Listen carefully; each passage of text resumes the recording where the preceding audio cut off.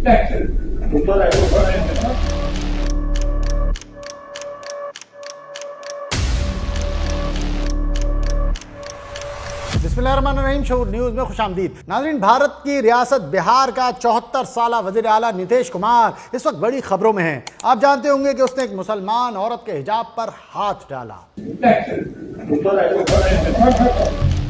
मगर ये क्या, अरे ये मुजम्मिल, ए शहजाद, ये गोराया पुराया वगैरह वगैरह और ये जो बड़े हुकूक के दावेदार हैं, फेमिनिस्ट शीमा करमानी एंड कंपनी वगैरह, ये सब गायब हैं। जी हाँ, इस पूरे मामले पर जो औरत के हुकूक के बड़े चैंपियन बनते हैं, आज़ादी के बनते हैं, चैंपियन तो क्या हैं वो खाक, लेकिन वो सब गायब हैं, भागे हुए हैं, क्योंकि मामला हिजाब का है।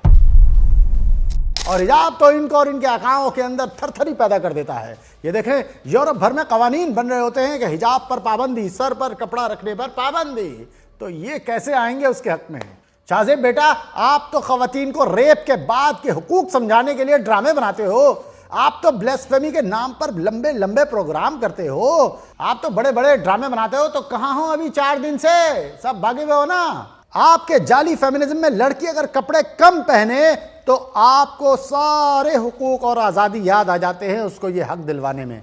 लेकिन अगर सर भी ढाकना हो तो ये और इनके मगरबी आका सब एक हो जाते हैं, क्योंकि हिजाब एक मजहबी शनाख्त है। हमें अफसोस है कि इसके बावजूद जो लोग इस वक्त बयानियां दे रहे हैं इस मामले पर, वो दर हकीकत इन्हीं का पुराना जाली आज़ादी का मंजन बेच रहे हैं। जनाब, ये किसी औरत की आज़ादी या शनाख्त का मसला नहीं है। हिजाब अव्वल ताखिर इस्लामी शनाख्त और खालिक़े कायनात के अहकामात का दायरा है। हमें मालूम है कि आपको असल मसला इस्लाम से है, यही वजह है कि आप सब गायब हो। और वहाँ के वज़रा क्या कह रहे हैं, देखें। नकाब पर इतना है, कहीं और चेहरा वरा छुआ जाता, कहीं और अंगुली पड़ जाती, तब क्या करते हैं? वो कह रहे हैं कि कपड़ा ही तो था, अगर जिस्म के किसी हिस्से को हाथ लग जाता तो क्या होता।